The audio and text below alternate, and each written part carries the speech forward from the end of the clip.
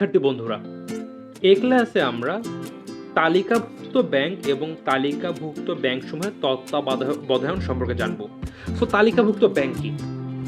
তালিকাভুক্ত ব্যাংক ইংরেজি শিডিউল শব্দটির বাংলা আবিধানিক অর্থ হলো তালিকা বা ফর্দ। এই তালিকাভুক্ত ব্যাংকে শিডিউল বা স্কেজুল ব্যাংক বলা হয়ে থাকে। এখন তালিকাভুক্ত বলতে ফর্দভুক্ত বা তালিকায় অন্তর্ভুক্তকরণ বোঝায়। কিসের তালিকা?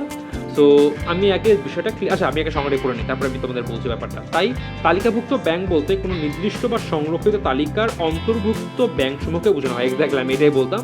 সো তালিকাভুক্ত বলতে একটা নির্দিষ্ট বা সংরক্ষিত তালিকায় অন্তর্ভুক্ত ব্যাংকসমূহকে বোঝানো হয়। এবং ব্যাংকিং পরিভাষায় দেশের কেন্দ্রীয় ব্যাংকের তালিকায় অন্তর্ভুক্ত ব্যাংকসমূহকে তালিকাভুক্ত ব্যাংক বলে। তো দেখো, লাস্ট লাইনে সবকিছু ক্লিয়ারলি বলা আছে। ব্যাংকিং পরিভাষায় একটা দেশের কেন্দ্রীয় ব্যাংকে এটা জাস্ট মার্কার দিয়েই করি, তাহলে তোমাদের বুঝতেই হবে। ওকে, তো ব্যাংকিং পরিভাষায় দেশে কেন্দ্রীয় ব্যাংকের তালিকায় অন্তর্ভুক্ত ব্যাংকসমূহকে তালিকাভুক্ত ব্যাংক বলা হয়। অর্থাৎ কেন্দ্রীয় ব্যাংকের তালিকা থাকে এবং এই তালিকায় যেসব ব্যাংকের নাম অন্তর্ভুক্ত থাকে সেগুলোকে বলা হয় তালিকাভুক্ত ব্যাংক। এখন এই যে ব্যাংকসমূহ আছে এগুলো আসলে কিভাবে অন্তর্ভুক্ত হবে বা কি কি কাজ করলে অন্তর্ভুক্ত হবে, আমরা সেই বিষয়গুলো দেখব। তো এটা হলে কি কি হবে? ফার্স্টেই কেন্দ্রীয় ব্যাংকের সদস্য হতে পারবে। তো যখনই একটা কেন্দ্রীয় ব্যাংকের তালিকায় একটা ব্যাংকের নাম উঠবে তখন তারা কিন্তু কেন্দ্রীয় ব্যাংকের সদস্য হিসেবে পরিগণিত হবে।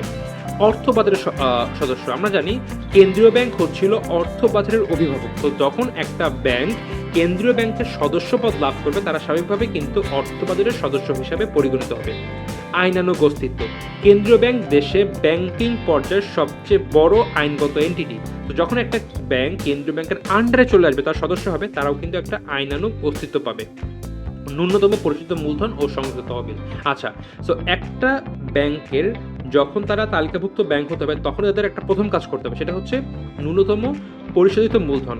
যে বাংলাদেশের প্রেক্ষিতে যে কোনো বাণিজ্যিক ব্যাংকে যদি তালিকাভুক্ত ব্যাংক হতে চায় তাদের সম্মিলায় কেন্দ্রীয় ব্যাংকের কাছে বর্তমান আইন অনুযায়ী সম্মিলায় 400 কোটি টাকা সংরক্ষণ করতে হবে বা তাদের যেই কেন্দ্রীয় ব্যাংকের কাছে জমা দিতে হবে। এবং এটা ছিল 2022 সাল পর্যন্ত বা 2022 সালের আইন অনুযায়ী এখনো এইটা 400 কোটি টাকা। আচ্ছা, 2022 নাকি 2021 সালের শেষ পর্যন্ত এই তথ্যটা আপডেটেড। সো 2021 সাল পর্যন্ত 400 কোটি টাকা সংরক্ষণ করতে হবে পরিশোধিত মূলধন হিসাবে।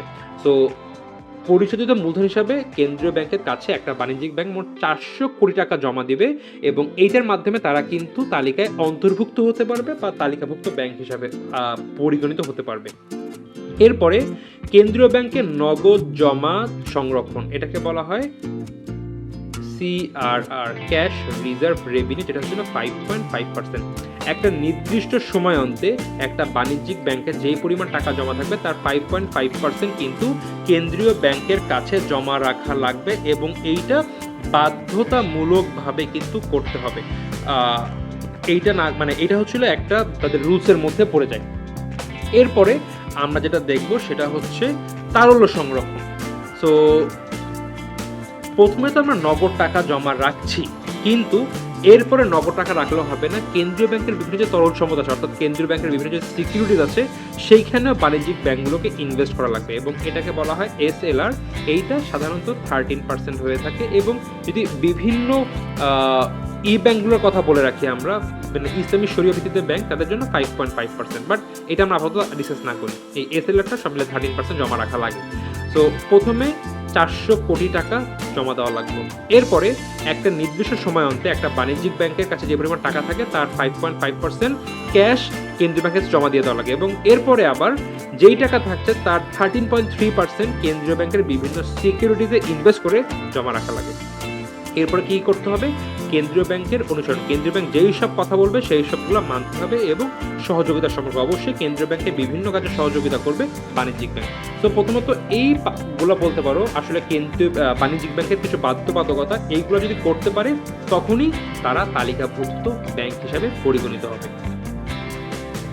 এবং এই তালিকাভুক্ত ব্যাংকের তত্ত্বাবধান কিন্তু কেন্দ্রীয় ব্যাংক করে থাকে। দেখো, কেন্দ্রীয় ব্যাংকের নিয়ম নির্দেশনা মেনে তালিকাভুক্ত ব্যাংকসমূহ পরিচালিত হচ্ছে কিনা তা দেখা ও প্রয়োজনীয় কার্যব্যবস্থা গ্রহণের মাধ্যমে তা মান্য করার কাজেই কেন্দ্রীয় ব্যাংক কর্তৃক তালিকাভুক্ত ব্যাংকসমূহের তত্ত্বাবধান বলে। অর্থাৎ কেন্দ্রীয় ব্যাংকের যে নিয়ম নীতি সেগুলো মেনে বাণিজ্যিক ব্যাংকগুলো কাজ করছে কিনা এই সব দেখাশোনা করাই কিন্তু আমরা ইন এ শর্ট কেন্দ্রীয় ব্যাংকের যে তালিকাভুক্ত ব্যাংকসমূহের তত্ত্বাবধান দ্বারা আমরা কিন্তু ব্যাখ্যা করছি। বাংলাদেশে কেন্দ্রীয় ব্যাংকের তালিকাভুক্তির জন্য যে সকল শর্ত পালন করা আবশ্যক তা নিম্নরূপ। আচ্ছা একটু আগে আমরা আসলে বৈশিষ্ট্য বলেছিলাম, বাট ওইখানে আসলে কিছু শর্ত সম্পর্কে বলা হয়েছিল। এখন আমরা সেই শর্তগুলো আবারও বলবো যে তালিকাভুক্ত ব্যাংক হতে হলে কি কি শর্ত বাধ্যতামূলক মানতে হয়। প্রথমেই নির্দিষ্ট পরিমাণ পরিশোধিত মূলধন আমরা জেনেছি সব মিলে কত, 400 কোটি টাকা। নির্দিষ্ট পরিমাণ নগদ অর্থ কেন্দ্রীয় ব্যাংকে রক্ষণ করতে, যেটাকে বলা হয় CRR, ক্যাশ রিজার্ভ রেভিনিউ, বা এটা হচ্ছিল সব মিলে 5.5%। একটা নির্দিষ্ট সময় অন্তে একটা বাণিজ্যিক ব্যাংকের কাছে যে পরিমাণ টাকা জমা থাকে তার এত পার্সেন্ট দিতে হয়। দেন এটাকে বলা হয় SLR, স্ট্যাটিউটরি লিকুইডিটি রেশিও, এবং এটার পরিমাণ হচ্ছে 13.5%। কিন্তু যদি ইসলামী শরিয়া ভিত্তিতে হয় তাদের সাধারণত 5.5%ই হয়ে যায়। আচ্ছা, সাপ্তাহিক প্রতিবেদন দাখিল। একটা বাণিজ্যিক ব্যাংক প্রত্যেক সপ্তাহে কি পরিমাণ লেনদেন করছে, কত টাকা জমা পাচ্ছে, কত টাকা দিয়ে দিচ্ছে, এই সকল কাজের একটা প্রতিবেদন কেন্দ্রীয় ব্যাংকে সাপ্তাহিক ভিত্তিতে জমা দেওয়া লাগবে।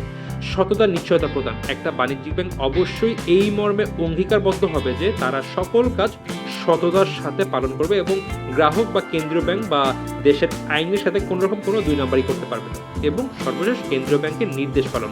কেন্দ্রীয় ব্যাংক যেই নির্দেশ দিবে বাণিজ্যিক ব্যাংকগুলোকে সেই নির্দেশ একদম চুপ করে বা কোনো কথা ছাড়াই কিন্তু পালন করতে হবে। একটা বাণিজ্যিক ব্যাংক যখন এই সকল কাজ করতে পারবে তখনই একটা বাণিজ্যিক ব্যাংক তালিকাভুক্ত ব্যাংকের আন্ডারে চলে আসবে।